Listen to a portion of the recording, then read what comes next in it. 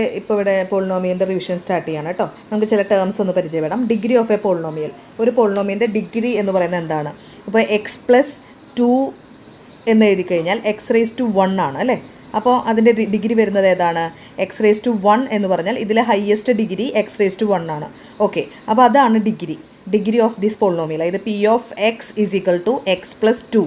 P of x എന്ന് പറഞ്ഞാൽ എക്സിൻ്റെ ടേംസിലാണ് ഈ പോളിനോമിയൽ വരുന്നത്. അത് എക്സ് ആണ് ഇവിടുത്തെ വേരിയബിൾ.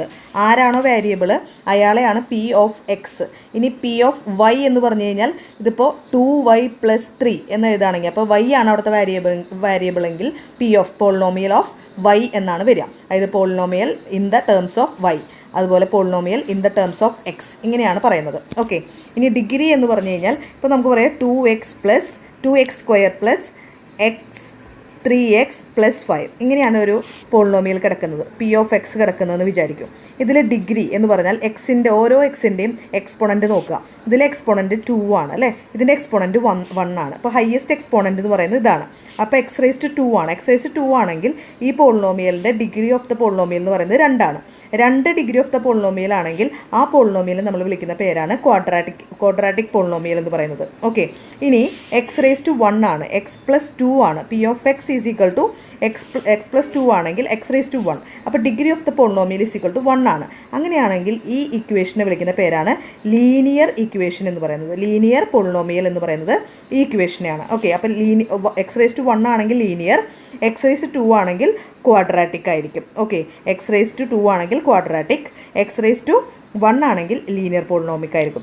ഇനി x⁻3 ആണെങ്കിൽ എന്തായിരിക്കും?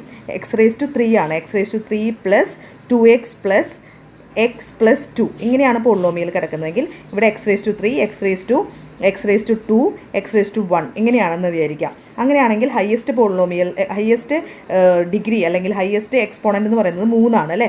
അപ്പോൾ ഈ പോളിനോമിയലിനെ വിളിക്കുന്ന പേര് ക്യൂബിക് എന്നാണ്. ക്യൂബിക് പോളിനോമിയൽ എന്നാണ് വിളിക്കുക.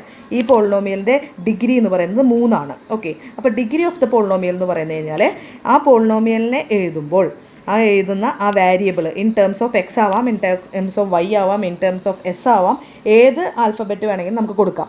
അതിൽ എക്സിൻ്റെ എക്സ്പോണൻ്റ് എത്രയാണ്, എക്സിൻ്റെ എക്സ്പോണൻ്റ് എത്രയാണോ അതാണ് ഏറ്റവും ഹയസ്റ്റ് എക്സ്പോണൻ്റ്. വെറും എക്സ്പോണൻ്റ് അല്ല, ഹയസ്റ്റ് എക്സ്പോണൻ്റ് എത്രയാണോ വരുന്നത് അതിനെയാണ് നമ്മൾ വിളിക്കുന്നത് ഡിഗ്രി ഓഫ് ദി പോളിനോമിയൽ എന്ന് പറയുന്നത്.